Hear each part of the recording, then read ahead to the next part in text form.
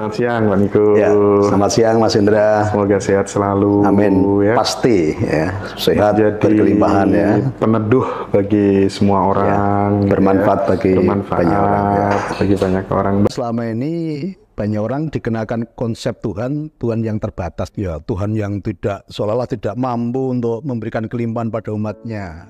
Tuhan yang bersyarat, Tuhan yang pilih kasih, Tuhan yang memberi. Tapi selama ini pemahaman yang diajarkan, konsepnya kan selama ini Tuhan memberi.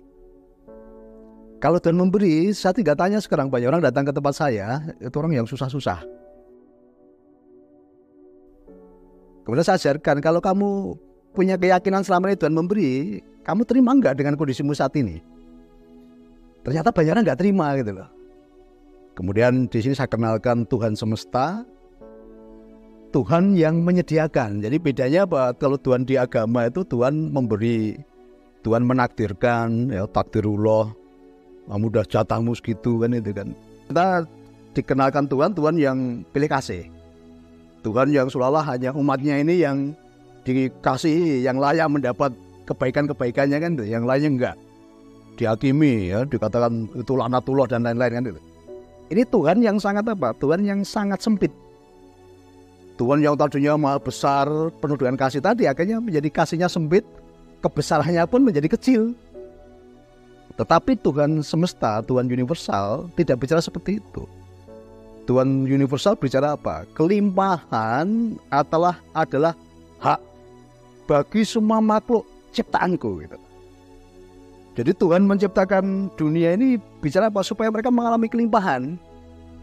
Tetapi oleh Tuhan yang dikenalkan banyak orang ini kan Tuhan yang penuh keterbatasan. Maka tadi ya seolah-olah ini orang miskin itu sudah ditakdirkan miskin. Kamu udah jatahmu segitu. Ya kamu diberi Tuhan segitu kan itu. Sekarang coba kita berpikir. Tuhan memberi, Tuhan yang memberi dengan Tuhan yang menyediakan, kira-kira ada yang mana? Menyediakan kan? Nah justru Tuhan universal yang saya kenal selama ini kemudian dinikmati banyak orang karena saya mengenalkan Tuhan universal, Tuhan yang menyediakan, bukan Tuhan yang memberi. Lah itu saya praktekkan dalam kehidupan kami sehari-hari. Siapapun yang datang ke rumah saya tak sediakan makan minum gratis. Anda mau makan 5 kali silahkan. Gitu loh. Karena apa? Kita menyediakan. Sama semesta juga seperti itu. Tuhan sudah menyediakan bagi semua makhluk ciptaannya. Tanpa terkecuali, tanpa pilih kasih. Nah, itu dengan pemahaman tadi Tuhan yang universal tadi, Tuhan yang menyediakan tadi segala kelimpahan sudah Tuhan sediakan di muka bumi. Jadi banyak orang akhirnya apa? Hidupnya berubah. Selama ini banyak orang bersusun tadi, oh Tuhan sudah mengatur ini jatahku. Kayak mempengaruhi pada ekonomi, pada keuangan, gitu loh. Karena kelimpahannya terbatas, kelimpahannya bersyarat. Kelimpahannya hanya untuk umatnya tertentu kan gitu.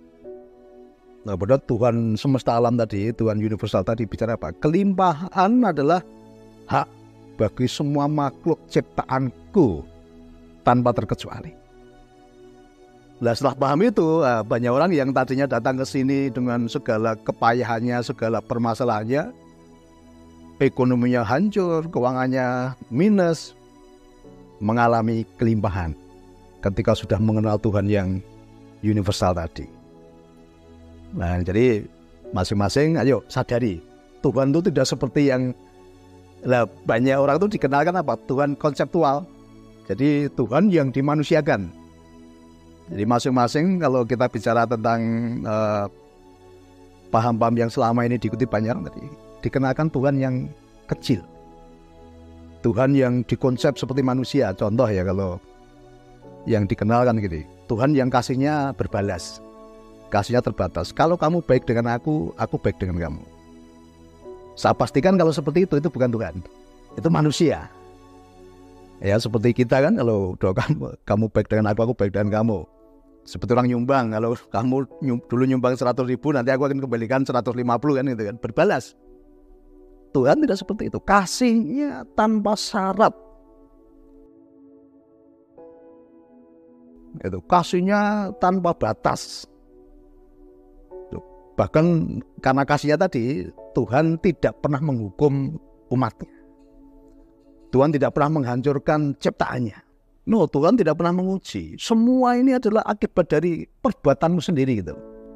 Sekarang mana ada, kita bicara manusia aja. Ada nggak manusia yang menghancurkan ciptaannya?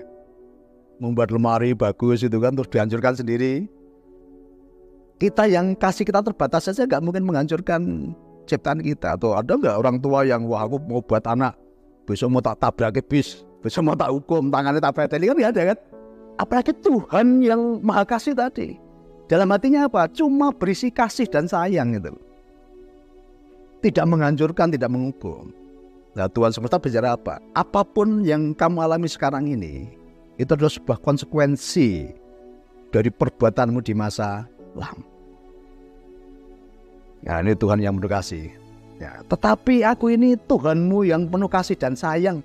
Ketika kamu sadar atas perbuatanmu di masa lampau, kondisimu saat ini karena apa? Karena egomu, karena kesombonganmu, karena ketamakanmu, karena kerakusanmu, karena kamu mengandalkan kekuatanmu sendiri. Bahkan kamu merasa untuk menjadi Tuhan bagi banyak hal kan itu kan.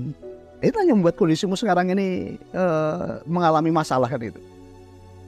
Tapi aku ini Tuhanmu yang penuh dengan kasih. Ketika kamu berbalik arah, bertobat. Bertobat itu artinya berbalik arah 180 derajat. Bukannya sekedar mengucapkan lafal, minta ampun di mulutnya, tapi perbuatannya tidak berubah. Jadi ada kesadaran di situ, ada kesadaran.